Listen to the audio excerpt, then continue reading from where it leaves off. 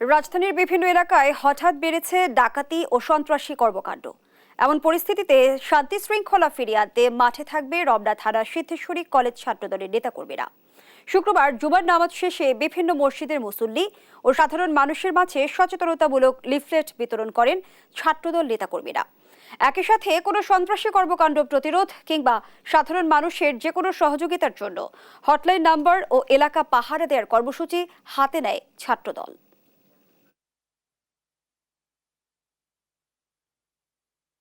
নায়ক তারেক রহমানের পক্ষ থেকে এবং আমাদের অন্যতম সদস্য স্থায়ী কমিটির মির্জা আব্বাসের পক্ষ থেকে জনগণকে আহ্বান জানাচ্ছি যে আমাদের সহযোগিতা নেন, আমাদেরকে জানান।